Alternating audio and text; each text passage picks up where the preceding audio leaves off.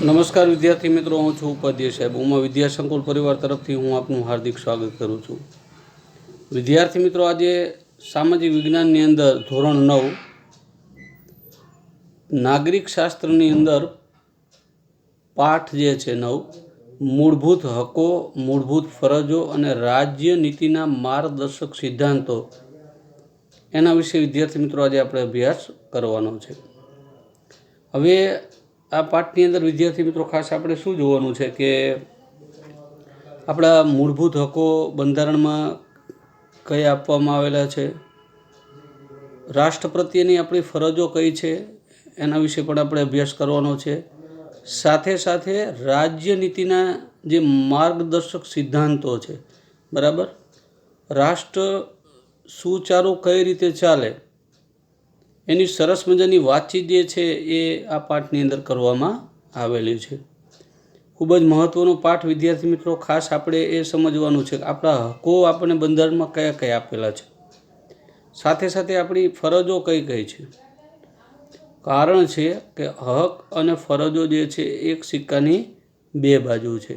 જેવી રીતે આપણે હકો ભોગવીએ છીએ એ રીતે આપણી જે રાષ્ટ્ર પ્રત્યેની જે ફરજો જે છે એના પ્રત્યે પણ આપણે સભાન રહેવું જરૂરી છે। તો ચાલો જોઈએ વિદ્યાર્થી મિત્રો સરસ મજાનો પાઠ મૂળભૂત હકો, મૂળભૂત ફરજો અને રાજ્ય નીતિના માર્ગદર્શક સિદ્ધાંતો। ભારતના બંધારણનું આમુખ, તેના મુખ્ય આધાર સ્તંભો તથા વિશિષ્ટ લક્ષણોનો અભ્યાસ અગાઉના પ્રકરણમાં કર્યો। આ પ્રકરણમાં બંધારણના વિશેષ મહત્વના લક્ષણો જેવા કે મૂળભૂત હકો, મૂળભૂત ફરજો અને રાજ્ય નીતિના માર્ગદર્શક સિદ્ધાંતો વિશે વિગતે માહિતી મેળવશું। અગાઉના પાઠની અંદર આપણે જોયું હતું કે બંધારણ ક્યારે ઘડાણું હતું, એના આધાર સ્તંભો કયા કયા છે, ખાસ કરી જે લક્ષણો જે છે એમાં મૂળભૂત હકો, મૂળભૂત ફરજો, રાજ્ય નીતિના માર્ગદર્શક સિદ્ધાંતો, એ મુદ્દાઓ જે છે વિદ્યાર્થી મિત્રો એ આ પાઠની અંદર આપણે શીખવાના છે, બરાબર। તો પહેલું સરસ મજાનું છે કે માનવ અધિકારો, હ્યુમન રાઇટ્સ, માનવ હકો, માનવ અધિકારો વ્યક્તિ માત્રના અસ્તિત્વ અને તેના વ્યક્તિત્વના સર્વતોમુખી વિકાસ સાધવામાં મદદરૂપ એવી સામાજિક પરિસ્થિતિનું નિર્માણ થવું અને તે ચાલુ રહે તે અત્યંત આવશ્યક છે। એને સામાન્ય રીતે માનવ હકો કહેવામાં આવે છે, બરાબર, કારણ કે આપણે સજીવ છીએ। આપણી જે સામાજિક પરિસ્થિતિ છે વિદ્યાર્થી મિત્રો એનું નિર્માણ થાય અને એક સુચારુ ઢંગથી જિંદગી જીવાય અને આપણને સરસ મજાના જે હકો મળે એ ખૂબ જ જરૂરી છે। નહીંતર શું થાય વિદ્યાર્થી મિત્રો, આપણું જીવન પશુ જેવું થઈ જાય। આપણું જે જીવન છે એ કેવું થઈ જાય, પશુ જેવું થઈ જાય। લોકશાહી દેશમાં તેના નાગરિકને કેટલાક પાયાના હકો આપવામાં આવ્યા છે। એ બધા હકો વ્યક્તિ કોઈ પણ જાતના ભેદભાવ વિના ભોગવી શકે છે। આપણો દેશ કેવો છે વિદ્યાર્થી મિત્રો, લોકશાહી છે, અને આપણા બંધારણમાં આપણને સરસ મજાના હકો આપવામાં આવેલા છે, એટલે આપણે કોઈ પણ જાતના ભેદભાવ વગર એ હકો જે છે એ ભોગવી શકીએ છીએ। એ માટે હકોના રક્ષણની ખાતરી આપવામાં આવી હોય અને સમાજ અને રાષ્ટ્ર દ્વારા તેનો સ્વીકાર કરવામાં આવ્યો હોય। વ્યક્તિનો મનુષ્ય તરીકે જન્મ થતાની સાથે જ કેટલાક પાયાના હકો હકદાર બને છે, તેનો માનવ હકો કહેવામાં આવે છે, બરાબર। મનુષ્યનો જ્યારે વિદ્યાર્થી મિત્રો જન્મ થાય ત્યારથી જ એના હકો જે છે એની શું થઈ છે, શરૂઆત થઈ જાય છે। એટલે આને ખાસ કરી પાયાના હકો પણ કહેવામાં, પાયાના હકોનો હકદાર બને છે મનુષ્ય જન્મતા વેત જ, અને આને માનવ હકો કહેવામાં આવે છે। એટલે ટૂંકમાં કહેવાનો મતલબ શું છે આ ફકરાની અંદર કે સુચારુ વ્યવસ્થિત ઢંગથી જીવન જીવવું હોય તો બંધારણમાં આવેલા જે આપણા હકો જે છે એને આપણે નિભાવવા જોઈએ અને એનું રક્ષણ પણ છે। સંયુક્ત રાષ્ટ્રોની મહાસભા UN તારીખ 10 ડિસેમ્બર 1948ના રોજ માનવ અધિકારો જાહેર કર્યો, તેથી 10મી ડિસેમ્બરને માનવ હક દિન તરીકે આપણે ઓળખીએ છીએ, બરાબર। જે આપણા હકો છે એના માટેનો સ્પેશિયલ દિવસ વિશ્વ લેવલે ફાળવવામાં આવેલો છે વિદ્યાર્થી મિત્રો, એ છે 10 ડિસેમ્બર 1948। આ નોંધ કરજો। માનવ હકોની વૈશ્વિક ઘોષણાની સ્વીકૃતિ આપી ત્યારે બાદ માનવ હકો પૈકી કેટલાક અત્યંત મહત્ત્વના હકો આપણે ત્યાં સ્વીકાર કરવામાં આવ્યો અને તેના રક્ષણની ખાતરી કરવામાં આવી અને બંધારણ સભાએ તેને બંધારણમાં ગૌરવભર્યું સ્થાન આપવામાં આવ્યું છે. આ સરસ મજાની વાતચીત થઈ. તરત જ આપણી સરકાર, જો કે આપણા બંધારણમાં હતા જ, પરંતુ એને બંધારણની અંદર વિદ્યાર્થી મિત્રો સરસ મજાનું સ્થાન આપવામાં આવેલું છે. કારણ કે આપણા જે બંધારણ ઘડાયું ત્યારે હકો અને ફરજોની સરસ મજાનું એક લેખિત સ્વરૂપે લખાણ થયેલું જ હતું.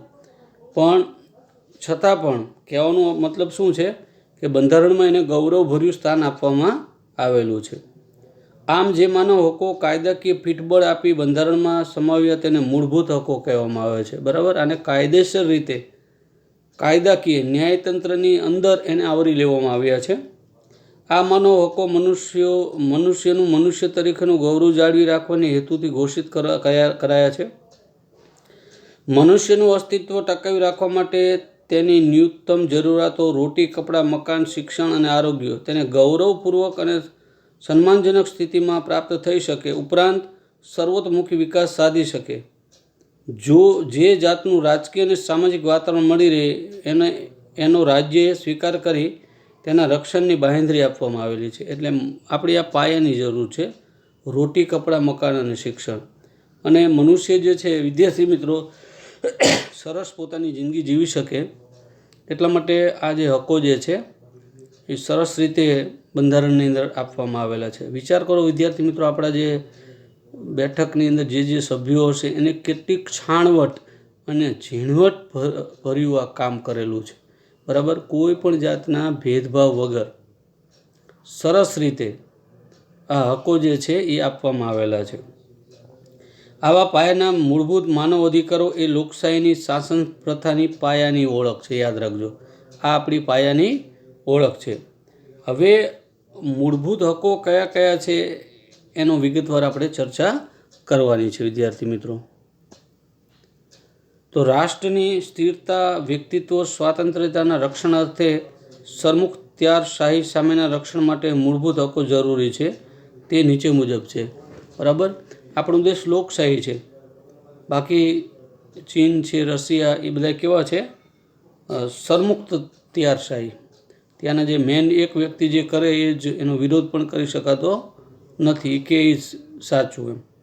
તો આપણા જે મુખ્ય 6 હકો છે એમાં સમાનતાનો હક, સ્વતંત્રતાનો હક, શોષણ સામેનો હક, ધાર્મિક સ્વતંત્રતાનો હક, સાંસ્કૃતિક અને શૈક્ષણિક હકો, બંધારણીય ઇલાજોનો હક.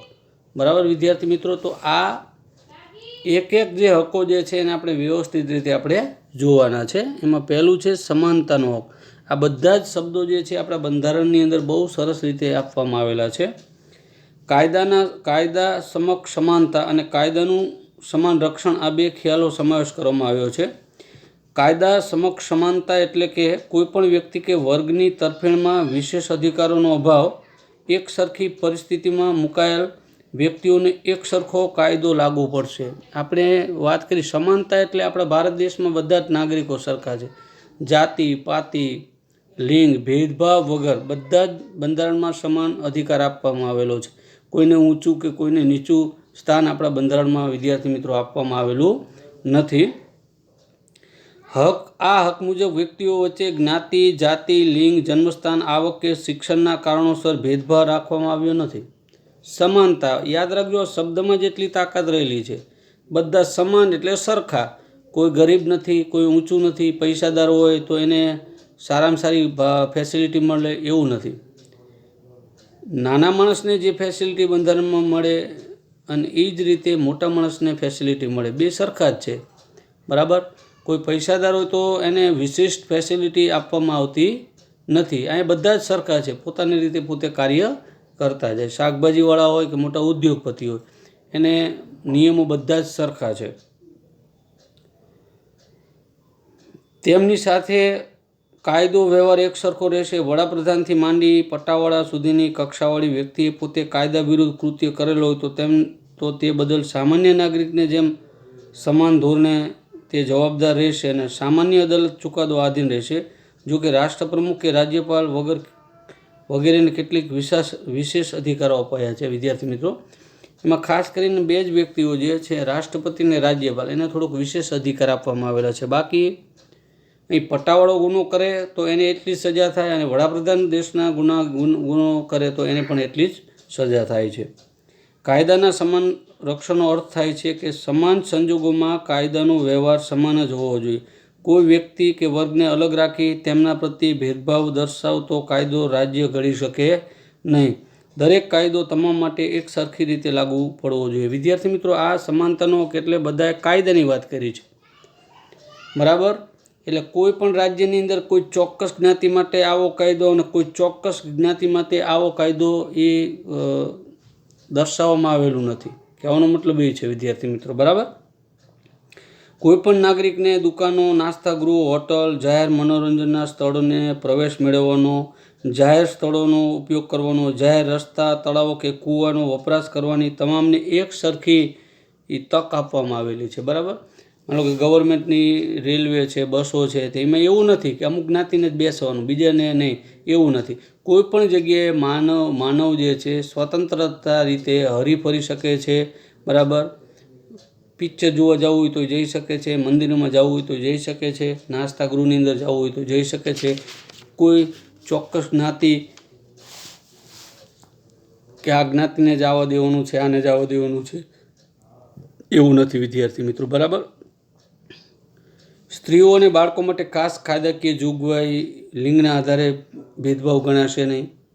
તે જ પ્રમાણે સમાજની અનુસૂચિત જાતિ, અનુસૂચિત જનજાતિઓ તેમજ સામાજિક અને શૈક્ષણિક રીતે પછાત વર્ગોની ઉન્નતિ માટે રાજ્યોએ ખાસ જોગવાઈ પણ કરી છે. આપણે જોઈએ છીએ કે, બરાબર, સ્ત્રીઓ સાથે પણ તમે ભેદભાવ નહીં કરી શકો, બાળકો સાથે પણ તમે ભેદભાવ નહીં કરી શકો. પછી વિદ્યાર્થી મિત્રો, આપણી જે જ્ઞાતિ કઈ, અનુસૂચિત જાતિ, અનુસૂચિત જનજાતિ, સામાજિક અને શૈક્ષણિક રીતે પછાત વર્ગોની ઉન્નતિ માટે પણ કાયદા એમને શિષ્યવૃત્તિ આપવામાં આવે છે. ભરતીની અંદર પણ એમને અલગ કેટેગરીની અંદર સમાવેશ કરવામાં આવે છે. આપણે કહીએ છીએ ને SC, ST, OBC, ઉતરી વાત મગજમાં, તો એમને સીટુને પણ અલગ રાખવામાં આવેલી છે. શું કરવા કે આપણા ઉચ્ચ વર્ગ જે છે, જે એના સમકક્ષ એ બની જાય, બરાબર. હવે જોગવાઈ કરતાં રોકશે નહીં. સરકારી નોકરીમાં કે ઉચ્ચ અભ્યાસમાં પ્રવેશ મેળવવા માટે અનામત બેઠકોની અલગ જોગવાઈ એ સમાનતા હકોનો ભંગ ગણાશે નહીં. અહીંયા નક્કી કર્યું છે કે કોઈ SCનો વિદ્યાર્થી હોય, ST હોય કે OBC હોય તો આમ સમાનતા છે, પણ આની અંદર અલગ કેટેગરી આપવામાં આવી છે બેઠકોની, તો એ સમાનતાનો ભંગ ગણાશે નહીં. રાજ્યોની જાહેર નોકરીઓમાં નિમણૂક સંબંધી બાબતોમાં તમામ નાગરિકો માટે સમાન તક રહેશે. જો કે નોકરી સંબંધી જરૂરી લાયકાતો નક્કી કરવાની રાજ્યને છૂટછાટ આપવામાં આવી છે. એટલે જે તો તમારી ટકાવારી હોય એ પ્રમાણે એડમિશન મળતું હોય છે. છતાં પણ આની અંદર એક વિશેષ ટકાવારી, વિશેષ બેઠકો જે છે આ SC, ST અને OBC કેટેગરીના વિદ્યાર્થીઓને આપવામાં આવેલી છે. સામાજિક ન્યાય, વ્યક્તિત્વના ગૌરવની ખાતરી સ્વરૂપે અસ્પૃશ્યતાની નાબૂદી કરી અસ્પૃશ્યતાનું કોઈ પણ સ્વરૂપમાં આચરણ પર પ્રતિબંધ છે અને શિક્ષાનો ગુનો બને છે. વિદ્યાર્થી મિત્રો, આપણે જોયું હતું કે પહેલાં આઝાદી પહેલાં અમુક જ્ઞાતિઓને મંદિરની અંદર આવવા દેવામાં આવતો નહીં. અસ્પૃશ્યતા એટલે આભળ છે, બરાબર. એમને મંદિરોમાં આવવા દેવામાં આવતું નહોતું, સ્કૂલની અંદર પણ બાજુમાં બેસાડતા નહીં, અને ઘણી બધી તકલીફ પડતી હતી. તો બંધારણમાં ખાસ કાયદો છે અસ્પૃશ્યતાનો, બરાબર, આભળ છે. જો તમે કોઈ પણ જ્ઞાતિના લોકોને જો આ રીતનું આભળ છે, અસ્પૃશ્યની વાતો કરો તો તમે શિક્ષાપાત્ર બનો છો, ગુનેગાર બનો છો, બરાબર. સમાજમાં કૃત્રિમ ભેદભાવ ઊભા કરતા ઇલકાબો, ખિતાબો દૂર કરવામાં આવ્યા છે. જેમ કે નામની આગળ સર, દિવાનજી, રાવ બહાદુર જેવા વિશેષણો લાગતા હતા તે દૂર થયા છે. રજવાડામાં આવા બધા સારામાં સારા વિશેષણો લાગતા હતા, પણ એ બધા જ દૂર થયા છે, બરાબર. એમને ઇલકાબોથી ઇનામ આપવામાં આવે છે, ઇલકાબો નહીં. ઇલકાબો એટલે આગળ એક સ્પેશિયલ નામ આપવામાં આવતું, આ બધું દૂર થયું છે. સ્વતંત્રતા પછી જુદા જુદા ક્ષેત્રોમાં તેમના વિશિષ્ટ પ્રદાનને, સિદ્ધિઓને ધરાવતી વ્યક્તિઓને બિરદાવવા માટે સરકાર દ્વારા ખાસ કરી અને પદ્મભૂષણ, પદ્મવિભૂષણ, પદ્મશ્રી, વિશિષ્ટતા દર્શક એવોર્ડ આપવામાં આવે છે. વિદ્યાર્થી મિત્રો, આપણે આપણે કંઈ ભારત પુરસ્કાર, ભારત રત્ન, તો વિદ્યાર્થી મિત્રો ખાસ આપણે એ જોવાનું છે કે પહેલાં બધું આગળ જે જોયું તો અંગ્રેજોના વખતની અંદર રજવાડાની અંદર આવા બધા શબ્દો હતા, બરાબર.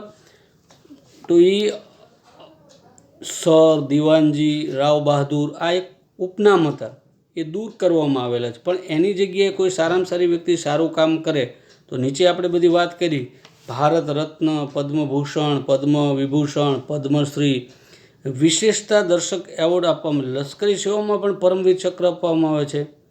લશ્કરી સેવામાં નામની આગળ general, major, chief marshal, field marshal જેવા વિશેષણો લાગે છે. તે એમાં પણ સમાનતાનો કોઈ પણ જાતનો ભંગ થતો નથી. આમ આ હક થકી સમાનતાવાળા સમાજની સ્થાપનાનો ઉદ્દેશ છે. આ એનો હક હતો, કારણ કે એને સારામાં સારું કામ કરેલું છે, બરાબર. આમાં કોઈ પણ જાતનો સમાનતાનો ભંગ જે છે એ થતો નથી. ભારતમાં કાયદાનું શાસન છે તે સ્થાપિત થાય છે. અલગ પ્રકારના સમૂહ કે વર્ગો માટે તેમને અલગ વિશિષ્ટ સેવાઓ સંદર્ભમાં અલગ પ્રકારની કાયદાકીય જોગવાઈ હોઈ શકે છે. દાખલા તરીકે વકીલો, ડૉક્ટરો, શિક્ષકો, વીમા કંપનીઓ, સ્ત્રીઓ વગેરે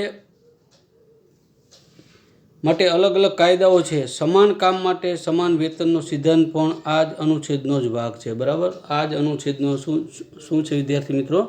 સમાન કામ, સમાન, એના વિશે પણ અત્યારે ચાલુ છે. સમાન કામ અને સમાન વેતન, એમાં ઘણી જગ્યાએ આંદોલન પણ થઈ રહ્યા છે, બરાબર. તો સ્ત્રીઓ માટે, વકીલો માટે, ડૉક્ટરો માટે, વીમા કંપનીઓ માટે, સગીરો માટે અલગ અલગ કાયદાઓ છે. એ કાયદા મુજબ જે છે આપણું બંધારણ જે છે એ ઘડવામાં આવેલું છે.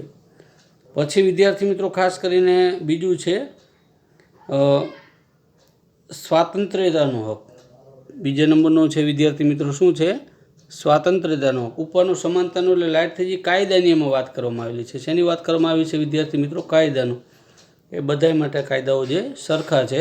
અમુક અમુક જગ્યાએ નોકરીમાં અંતે પ્લસ માઇનસ થાય છે, તો એમાં સમાનતાનો કોઈ પણ જગ્યાએ ભંગ થતો નથી. બીજું છે સ્વાતંત્ર્યતાનો હક. બંધારણ દ્વારા ભારતીય નાગરિકોને 6 પ્રકારની સ્વતંત્રતાઓ બક્ષવામાં આવી છે. એ નીચે પ્રમાણે છે: વાણી અભિવ્યક્તિની સ્વતંત્રતા, શાંતિ અને શસ્ત્રો વિના ભેગા થવાની અને સભા ભરવાની સ્વતંત્રતા, મંડળો અથવા સંઘો રચવાની સ્વતંત્રતા, ભારતના કોઈપણ પ્રદેશમાં ગમે ત્યાં મુક્તપણે હરવા ફરવાની સ્વતંત્રતા, ભારતમાં કોઈપણ પ્રદેશમાં કોઈપણ ભાગમાં રહેવાની, સ્થાયી થવાની સ્વતંત્રતા, ગમે તે વ્યવસાય, કામકાજ, વેપાર કે ધંધો કરવાની સ્વતંત્રતા. આ 6 પ્રકારની સ્વતંત્રતા છે. ઉતરી મગજમાં. વાણી અને અભિવ્યક્તિની સ્વતંત્રતા. આપણે કોઈ પણ જગ્યાએ અન્યાય થતો હોય, માની લો કે સરકાર સામે પણ આપણે અવાજ જે છે એ ઉઠાવી શકીએ છીએ. જેમ કે આપણે પત્રકાર જોવો છો ને ટીવીમાં, ન્યૂઝની અંદર, કોઈ પણ જગ્યાએ અન્યાય સામે પણ આપણે આંદોલન કરી શકીએ છીએ, અન્ય સામે આપણે વિરોધ પણ દર્શાવી શકીએ છીએ. શાંતિથી અને શસ્ત્રો વિના ભેગા પણ આપણે થઈ શકીએ છીએ.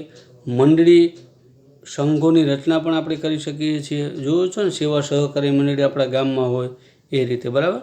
ભારતમાં કોઈ પણ પ્રદેશમાં તમે ગમે તે રીતે મુસાફરી કરી શકો છો, મુક્તપણે હરીફરી શકો છો. ભારતમાં કોઈ પણ જગ્યાએ તમે કોઈ ભાગમાં રહેવાની ઈચ્છા હોય તો એ પણ તમારે થઈ શકે છે.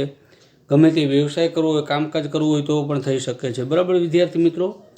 ભારતીય નાગરિકોના વ્યક્તિત્વના સર્વાતમુખી વિકાસ અને અભિવ્યક્તિ માટે, લોકશાહીના સુચારુ સંચાલન માટે, વ્યક્તિ તંદુરસ્ત અને સ્વસ્થ જીવન જીવી શકે માટે હકોનું સવિશેષ મહત્ત્વ છે.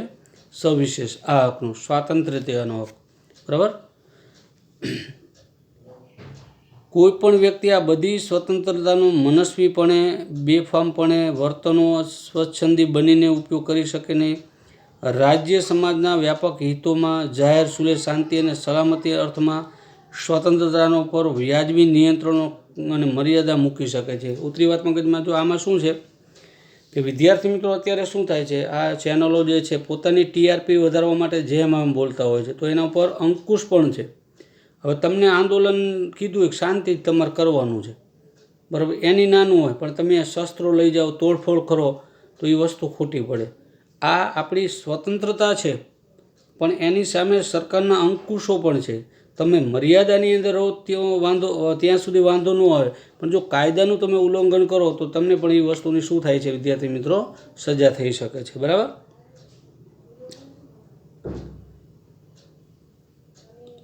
એવી બંધારણમાં સ્પષ્ટતા થઈ છે કઈ સ્વતંત્રતા કઈ મર્યાદાઓમાં રહીને ભોગવવાની છે તેમની જાહેરાત બંધારણમાં કરવામાં આવી છે. કઈ સ્વતંત્રતા, માન લો કે તમારે કોઈ પણ જાહેર સભા હોય તો એના નિયમો હોય. બરાબર. કેટલી પબ્લિક આવશે, શું છે શું નહીં, શાંતિથી આ કામ કરવાનું છે, તોફાન નહીં થાય. બરાબર. એ જે તે સરકાર નક્કી કરે ને ત્યાંના જે કલેક્ટર જે છે તમને કેટલી વખત નાય પાડી દે કે ભાઈ જાહેર અત્યારે મંજૂરી જે છે એ આપવામાં આવતી નથી. અત્યારે જ આપણે જોયું કે કોરોના જેવી બીમારીની અંદર આખું વિશ્વ સપડાઈ ગયું છે. આપણે કંઈક અમારે જાહેર સભા કરવી છે તો સ્પષ્ટ ના પાડવામાં આવે. આપણને થાય અમારે તો ભાઈ સ્વાતંત્ર્યતાનો હક છે, પણ ના, એવું નથી. જે જગ્યાએ જોખમ ઊભું થતું હોય, બરાબર, સરકારને એમ લાગે કે આ ખોટું થાય છે, આનાથી નુકસાન થશે બીજાને, તો એ ના પણ પાડી શકે છે. ઉતરી વાત મગજમાં. તો આ બંધારણમાં આ પણ નક્કી કરવામાં આવેલું છે. ભારતીય નાગરિક પોતાના વિચારો અને વાણી અને વર્તન દ્વારા અભિવ્યક્ત કરવાની સ્વતંત્રતા બક્ષવામાં આવી છે. લેખિત યા મૌખિક કે આંગિક અભિનય થકી તે વ્યક્ત કરી શકે છે. બરાબર. કહેવાનો મતલબ શું છે? હવે વિદ્યાર્થી મિત્રો શું કીધું છે મુજબ અમર્યાદિત કે નિરંકુશ રીતે વર્તવાની કોઈને છૂટ નથી. કેટલાક વ્યાજબી નિયંત્રણો કે મર્યાદાઓમાં બંધારણોએ મૂક્યા છે, જેવા કે ભારતનું સાર્વભૌમત્વ, અખંડિતતા, રાજ્યની સલામતી, વિદેશી રાજ્યો સાથે મૈત્રીપૂર્ણ સંબંધો, જાહેર વ્યવસ્થા એટલે કે જાહેર શાંતિ, સુલેહ, સલામતી, નીતિમત્તા, શિષ્ટતાના હિતમાં, અદાલતી તિરસ્કાર, બદનક્ષી, ગુનાની, હિંસાની ઉશ્કેરણી જેવી બાબતોમાં ધ્યાન લઈ આ સ્વતંત્રતાનો હકનો ઉપયોગ કરવા પર રાજ્ય કાયદા દ્વારા વ્યાજબી નિયંત્રણો મૂકી શકે છે. જ્યાં રાજ્યની સલામતી જોખમાતી હોય, જ્યાં ભારતની દેશની સલામતી જોખમાતી હોય, બરાબર. ઉતરી વાત મગજમાં. કહેવાનો મતલબ વિદેશી રાજ્યો સાથે મૈત્રીપૂર્ણ આપણે સંબંધ રાખવાના હોય, અહીંયા પણ આપણે કંઈ માથાકૂટ થઈ હોય એક રાજ્યને, પછી જાહેર વ્યવસ્થાઓ હોય અહીંયા પણ સલામતી જોખમાતી હોય, જાહેર શાંતિ, સુલેહ અને સલામતી, નીતિમત્તા, શિષ્ટતાના હિતોમાં અદાલતી તિરસ્કાર. ટૂંકમાં કહેવાનો મતલબ આ બધી બાબતની અંદર જો રાજ્યો પાસે એ સત્તા છે તો તમને ના પણ પાડી શકે છે વિદ્યાર્થી મિત્રો. બરાબર. અમુક બાબતો મર્યાદામાં રહીને જ આ હક જે છે આપણે શું કરવાનું હોય છે, ભોગવવાના હોય છે. બરાબર. તમે જોજો કેટલી વખત કોઈ મોટા નેતાઓ તો કાળા વાવટા ફરકાવવામાં આવતા હોય, તો આ સ્વતંત્રતા છે, એને કોઈ ના પાડી શકે નહીં. પોલીસ તમને પ્રેમથી ગાડીની અંદર બેસાડી દે છે, પેલો ડબ્બો આવે એની અંદર, બરાબર. તમે વિરોધ કરી શકો છો, પણ એ એક મર્યાદામાં રહીને તમારે આ કાર્ય કરવાનું હોય છે. બરાબર.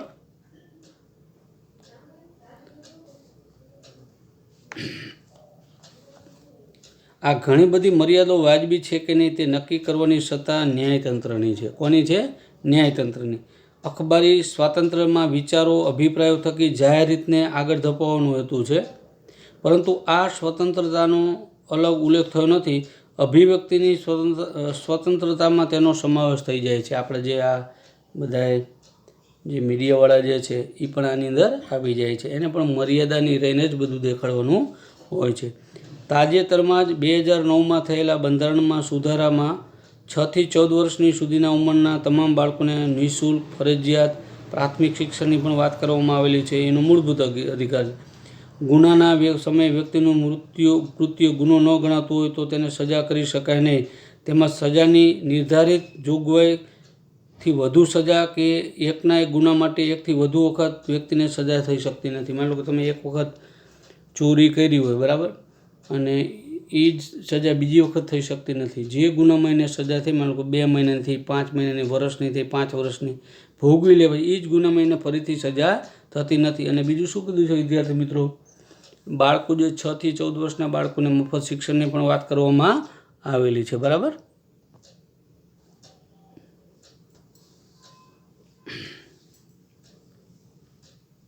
પછી બીજી વાત કરી છે, કાયદા દ્વારા સ્થાપિત જોગવાઈ મુજબ કોઈ પણ વ્યક્તિને એના જીવન અંગે અંગત સ્વાતંત્ર્યથી વંચિત કરી શકાય નહીં. ધરપકડ કરાયેલ વ્યક્તિને ધરપકડ કરવાના કારણોની શક્ય તેટલી ત્વરાથી જાણ કર્યા સિવાય કસ્ટડીમાં પણ રાખી શકાતી નથી. એને મામલતદાર સામે અથવા કલેક્ટર સામે રાખવામાં આવે, કસ્ટડી ફરજિયાત, અને પછી તેની ધરપકડ કરવામાં આવે છે. અને કદાચ કસ્ટડીમાં લઈ લીધા હોય તો બીજે દિવસે 24 કલાકમાં એને કોર્ટમાં કે કલેક્ટર સમક્ષ કે મામલતદાર સમક્ષ એને હાજર કરવા પડે છે. બરાબર. તેને પસંદગીના ધારાશાસ્ત્રીની વકીલ સલાહ લેવા અને બચાવ કરવાના તેના અધિકારને ઇનકાર કરી શકાય નહીં. બરાબર. આ જે ગુનેગાર છે એને બચાવ કરવો હોય તો એ વકીલ પણ રાખી શકે છે. એક વખત ગુનો કર્યો એટલે પૂરી જ દેવાનો એવું નથી, બચાવ માટે વકીલ પણ રાખી શકે છે. તેમજ ધરપકડ કરાયેલ અને કસ્ટડીમાં રખાયેલ દરેક વ્યક્તિને તેની ધરપકડ કર્યાના 24 કલાકમાં સૌથી નજીકના મેજિસ્ટ્રેટ સમક્ષ રજૂ કરવામાં આવશે. મેજિસ્ટ્રેટની પરવાનગી વિના કોઈપણ વ્યક્તિને કસ્ટડીમાં રાખી શકાય નહીં. 24 કલાકમાં જાણ કરવાની હોય છે. બરાબર. પછી બીજી એક વાત છે, નિવારક અટકાયત. રાજ્યને એમ લાગે પ્રતિબંધિત અટકાયત. રાજ્યને એમ લાગે કે કોઈ પણ વ્યક્તિ તરફથી કોઈ ગુનાહિત કૃત્ય કે પ્રવૃત્તિ થવાની સંભાવના છે તો તેને સાવચેતીના પગલાં તરીકે તેને નિવારક અટકાયત ધારા હેઠળ ધરપકડ કરી શકાય. આ ધારાનો હેતુ અટકાયતીને તેને કૃત્ય કર્યા બદલ તેને શિક્ષા કરવાની નથી, પરંતુ રાજ્ય, સમાજ કે કોઈ વ્યક્તિ વિરુદ્ધ ગુનાહિત કૃત્ય કરતો તેને અટકાવવાનો છે. ઉત્તરીવાત્મકમાં જો આ એક સ્પેશિયલ છે કે કોઈ પણ રાજ્યને એમ થાય કે આ ભાઈ ખોટું કાર્ય કરે છે, રાજ્યને નુકસાન થશે, સમાજને, તો એને પકડી રાખે છે, જેલમાં પૂરી રાખે છે. બરાબર. તેને શિક્ષા કરવાની નથી, પરંતુ કાયદા હેઠળ અટકાયતીને 3 માસ કરતાં વધુ સમય માટે અટકાયતીમાં રાખવાની સત્તા મળતી નથી. જો આ એક સ્પેશિયલ. પરંતુ રાજ્ય, સમાજ કે કોઈ વ્યક્તિ વિરુદ્ધ ગુનાહિત કૃત્ય કરતો તેને અટકાવવાનો છે. આ કાયદા હેઠળ અટકાયતીને 3 માસ કરતાં કેટલા 3 મહિના સુધી રાખી કોઈને એને કોઈ પણ જગ્યાએ એને લઈ જવાની જરૂર પડતી નથી. રાજ્યની સત્તા છે. બીજી શું સત્તા કીધી કે વધુ સમય માટે અટકાયતમાં રાખવાની સત્તા મળતી નથી. વડી અદાલતના ન્યાયાધીશો કે સલાહકાર બોર્ડના અભિપ્રાયના આધારે અટકાયત હુકમ રદ કરી શકાય છે. કેટલો સમય અટકાયત ચાલુ રાખવી એ નિર્ણય રાજ્ય સરકાર કરી શકે છે. જો આવા વ્યક્તિઓ માટે પકડીને જેલમાં રાખી શકે. બરાબર. 3 મહિના પછી પાછું કોર્ટની વડી અદાલત કે કોર્ટની સલાહ પણ રાખવી પડતી હોય છે કે હવે એને કેટલો સમય સુધી આપણે રાખી શકશું. ઉપલા ઓલાની અંદર એને 24 કલાકમાં વિદ્યાર્થી મિત્રો જો કસ્ટડીમાં રાખવો હોય તો મેજિસ્ટ્રેટ જે છે, બરાબર, મેજિસ્ટ્રેટ એની પરવાનગી લેવી પડે. પણ આવા વ્યક્તિઓ જે છે ને વગર પરવાનગીએ 3 મહિના સુધી એને જેલમાં રાખી શકે છે. માત્ર કેટલા મહિના? વધારે પછી રાખવું હોય તો એને કોર્ટ કે વડી અદાલત કે સલાહકાર બોર્ડના અભિપ્રાયના આધારે એ આગળની સરકાર કાર્યવાહી કરતી હોય છે. બરાબર. તો આ એક સરસ મજાનો બીજો આપણો હક છે, સ્વાતંત્ર્યનો હક. શું છે વિદ્યાર્થી મિત્રો? સ્વાતંત્ર્યનો હક. પછીનો જે હક છે વિદ્યાર્થી મિત્રો એ છે શોષણ વિરોધનો અધિકાર.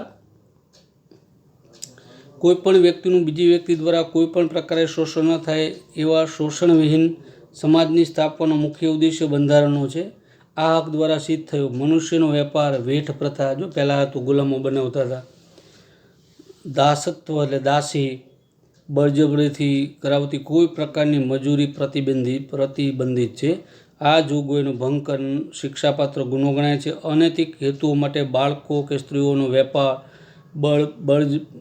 બળજબરીથી કરાવાતી મજૂરી કે મરજી વિરુદ્ધ દાસત્વ, વેતન વિનાની મજૂરીનો અને સદીઓથી ચાલી આવેલા વેઠ પ્રથાનો અંત લાવવાનો છે. કોઈ પણ વ્યક્તિ પાસે વિના વેતનથી કે લઘુત્તમ વેતન કરતાં ઓછા વેતનથી બળજબરીથી કે ફરજિયાતપણે મજૂરી કે કામ કરાવવું એ શિક્ષાપાત્ર ગુનો બને છે. પહેલાં આવું હતું, ગુલામોને રાખતા હતા અંગ્રેજો. બરાબર વિદ્યાર્થી મિત્રો. વેઠ પ્રથા, પગાર ન આપે, ખરીદી લેતા હતા સ્ત્રીઓને, ગુલામોને એટલે મનુષ્યને, સ્ત્રી હોય કે પુરુષ હોય, બાળકોને, અને એની પાસે કામ કરાવતા હતા. બરાબર. આ બધી વેઠ પ્રથા, દાસત્વ, આ બધું જ વિદ્યાર્થી મિત્રો બંધ થઈ ગયું છે. હવે આપણા બંધારણ મુજબ શોષણ જે છે કોઈ કરી શકે નહીં. જોકે રાજ્યને જાહેર હેતુ માટે લશ્કરી સેવાઓ કે રાષ્ટ્રીય ફરજો, સમાજ સેવાના કોઈ ક્ષેત્રમાં ધર્મ, જાતિ, લિંગ, જ્ઞાતિ કે વર્ગના ભેદભાવ રાખ્યા વિના ફરજિયાતપણે વ્યક્તિ પાસે સેવા લેવાનો અધિકાર છે. જો ક્યારેક રાષ્ટ્ર માથે ક્યારેક રાજ્ય માથે કોઈ મુશ્કેલી આવે તો સમાજ સેવા માટે કોઈ પણ જાતના ભેદભાવ વગર સ્ત્રી હોય, પુરુષ હોય, બાળકો હોય, એની સેવા એ વગર પૈસે પણ લઈ શકે છે. બરાબર. આ સેવા વેતન વિના કે સવેતન હોઈ શકે છે, એ રાજ્ય સરકાર નક્કી કરે. સેવા પણ હોઈ શકે છે, આપણે કેમ સ્વયંસેવકો વિદ્યાર્થી મિત્રો, અથવા એનું વેતન પણ આપવામાં આવે, એ રાજ્ય સરકાર નક્કી કરે છે. પણ એ સેવા સમાજલક્ષી છે, દેશ માટે છે કે રાજ્ય માટે. બરાબર. પછી ચોથો છે વિદ્યાર્થી મિત્રો ધાર્મિક સ્વાતંત્ર્યતાનો હક. એ પણ આપણે જોઈએ છીએ કે ભારતના કોઈ પણ નાગરિકને એક અંતઃકરણ અનુસાર પોતાના મનપસંદ ધર્મમાં માનવાનો, તેનો પાલન કરવાનો, તેનો પ્રચાર પ્રસાર કરવાનો સમાન અધિકાર બંધારણે ઘડ્યો છે. આપણે કોઈ પણ ધર્મ જે છે એ પાળી શકીએ છીએ, પરંતુ આ સ્વતંત્રતા, જાહેર વ્યવસ્થા, નીતિમત્તા અને સ્વાસ્થ્યને બાદ ન આવે એ રીતે વ્યાજબી નિયંત્રણોને આધીન રહીને ધાર્મિક સ્વાતંત્ર્યતાનો અધિકાર ભોગવવાનો છે. ધાર્મિક ક્રિયાકાંડો, પ્રાર્થના કે પૂજા કરવામાં સ્વાતંત્ર્યનો સમાવેશ આમાં થાય છે. બરાબર. એની મર્યાદામાં રહી અને આપણે આપણા ગમે તે ધર્મ જે છે એ આપણે શું કરીએ છીએ વિદ્યાર્થી મિત્રો, પાળી શકીએ છીએ. બરાબર. કહેવાનો મતલબ એ છે.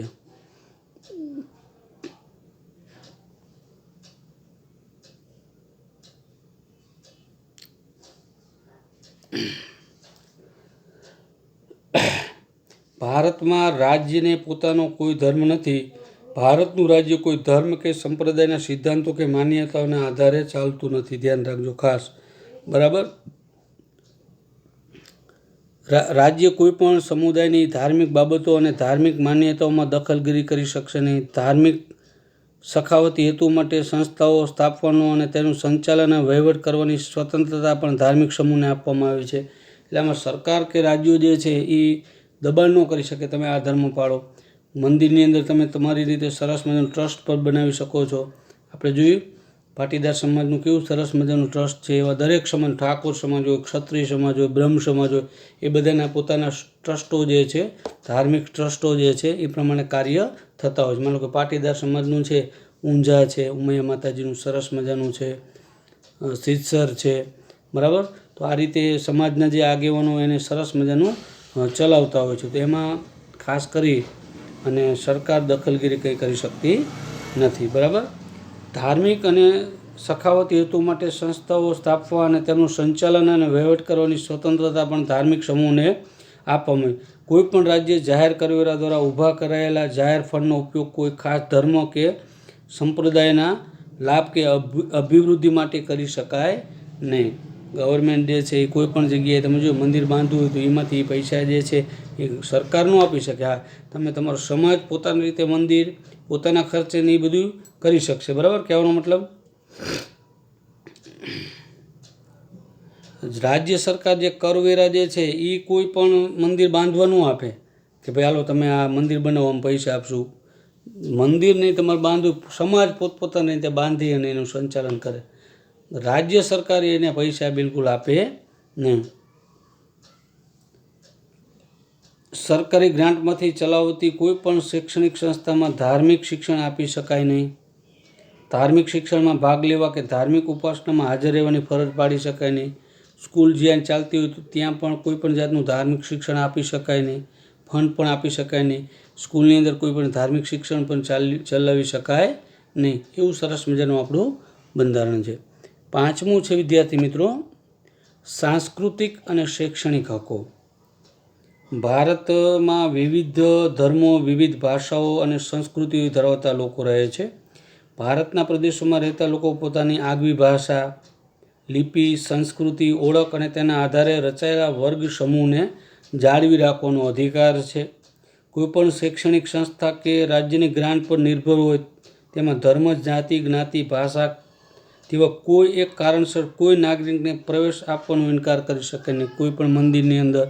બરાબર વિદ્યાર્થી મિત્રો, આ પણ એક ખાસ અહીં નોંધ કરવામાં આવેલી છે. કોઈ ઉમેદવાર ચૂંટણીમાં ધર્મ, જાતિ કે ભાષાના ધોરણે પોતાને મત આપવાની અપીલ કરી લે તો લોક પ્રતિનિધિત્વ ધારાની કલમ 123(3) હેઠળ ગેરરીતિ ગણાય છે. આપણે મત વિકાસ માટે મત તમે માગી શકો, કોઈ ધર્મ માટે તમે મત માગી શકો નહીં, નહીંતર એની પણ ધરપકડ થાય છે. કોઈપણ રાજ્ય કોઈ કાયદો ઘડીને નાગરિકોને તેના કોઈ વિભાગ પર કોઈ સંસ્કૃતિ કે ભાષાના પાયા પર રચાયેલી તમામ લઘુમતીઓ તેમની પસંદગીની શૈક્ષણિક સંસ્થાઓની સ્થાપના અને વહીવટ કરવાનો અધિકાર આપશે. રાજ્ય પણ કોઈ ધર્મ કે ભાષા પર રચાયેલી લઘુમતી સંસ્થાઓને રાજ્ય નિધિમાંથી અપાતી સહાય જે છે વિદ્યાર્થી મિત્રો, શિષ્યવૃત્તિ જેવા લાભો માત્ર કારણોસર ભેદભાવ કરી શકશે નહીં. બરાબર, કોઈ પણ લઘુમતી હોય, માનો કે મુસ્લિમ છે, શીખ, પારસીઓ જે છે, એને શિષ્યવૃત્તિ જે છે તો એને પણ એને ફરજિયાત બંધારણમાં નક્કી કરેલા મુજબ આપવાની જ હોય. બરાબર, ઉતરીવત મગજમાં એમાં ભેદભાવ રાખવામાં આવતો નથી. આવી લઘુમતી સંસ્થાઓની મિલકતનું ફરજિયાત સંપાદન કે પોતાના હસ્તક લેવા ઈચ્છે તો રાજ્ય જરૂરી વળતર આપીને જ કરી શકે છે.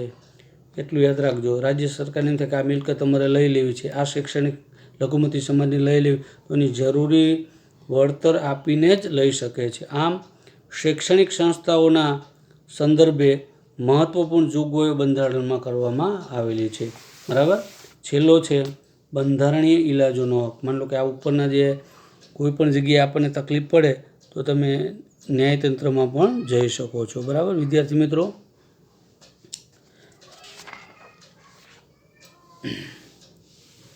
ગમે તેટલા સારા કાયદાઓ ઘડવામાં આવે, મૂળભૂત હકોની જોગવાઈ કરવામાં આવે, પરંતુ જો તેનો અમલ યોગ્ય રીતે ન થાય તો આવી સ્વતંત્રતાનો અધિકાર કોઈ અર્થ સરતો નથી. તેથી આ હકોના અમલ માટે બંધારણમાં જોગવાઈ કરવામાં આવી છે. વિદ્યાર્થી મિત્રો, જે અનુસાર મૂળભૂત હકોના ભંગ બદલ સીધા તમે સર્વોચ્ચ અદાલતની અંદર પણ જઈ શકો છો. બહુ મહત્ત્વનું છે.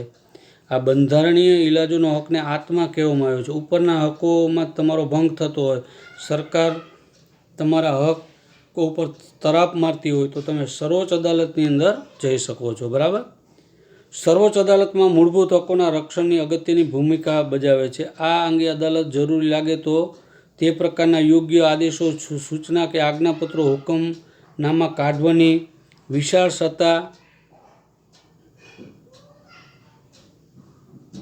અને સત્તા તેને બંધારણમાં બક્ષવામાં આવી છે. જે અંગે કોઈ વાંધો કોઈ લઈ શકતું નથી.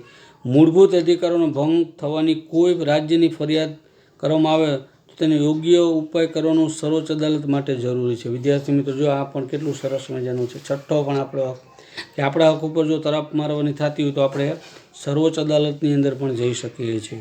બરાબર, ડૉક્ટર બાબા સાહેબ આંબેડકરે આ હકને બંધારણના આત્મા સમાન કહ્યો છે. સંસદ કાયદા દ્વારા આવા હુકમો બહાર પાડવાની સત્તા અન્ય કોઈ અદાલતોને સુપ્રત કરી શકે છે. મૂળભૂત અધિકારોનો ભંગ થતો હોય કે સાથે અસંગત હોય તો તેઓ કાયદો ઘડતા રાજ્ય વિધાનસભાને સર્વોચ્ચ અદાલત અટકાવી શકે છે. આમ આ હક કોઈપણ નાગરિકનો મૂળભૂત હકોના ભંગ બદલ અદાલતોમાં જવાનો અને હક અને હકોનું રક્ષણ મેળવવાનો હક છે. વિદ્યાર્થી મિત્રો, એવું લાગે કે રાજ્ય સરકાર આ કાયદો ઘડે છે, એમાંથી અમુક જ્ઞાતિને નુકસાન થશે, અમુક હકોને તરફ થશે, તો તમે સર્વોચ્ચ અદાલતની અંદર પોતાના હક માટે લડાઈ કરી શકો છો. એ તમારો હક છે. આમ બંધારણમાં બક્ષવામાં આવેલા મૂળભૂત હકો ભારતીય નાગરિકો માટે ઉપલબ્ધ કરાયા છે. આ હકો સરકારો, કેન્દ્રના રાજ્ય સામે આપવામાં આવ્યા છે. મૂળભૂત હકો બધા સમય માટે બધા નાગરિકો માટે ઉપલબ્ધ છે, પરંતુ કટોકટીના સંજોગોમાં અમુક મૂળભૂત હકો સ્થગિત કરવામાં આવે છે. કોઈ પણ નાગરિકના મૂળભૂત હકો છીનવાઈ જાય તેવો કોઈ પણ કાયદાએ રાજ્યો ઘડી શકતું નથી. છેલ્લે શું કીધું, જો રાજ્યમાં કોઈ કટોકટી જાહેર થાય, આર્થિક કટોકટી, લશ્કરી જોયું હતું ને યુદ્ધની, તો તમારે જે અમુક હકો જે છે એ જતા કરવા પડે છે. એ પણ બંધારણમાં વિદ્યાર્થી મિત્રો જોગવાઈ છે. તો આવા સરસ મજાના હકોની વાતચીત કરવામાં આવેલી હતી. હવે પછીના વિડીયોની અંદર વિદ્યાર્થી મિત્રો આપણે જોશું મૂળભૂત ફરજો. બરાબર, શું જોશું હવે પછીના વિડીયોની અંદર આપણે મૂળભૂત ફરજો. અસ્તુ, જય હિન્દ, જય ભારત.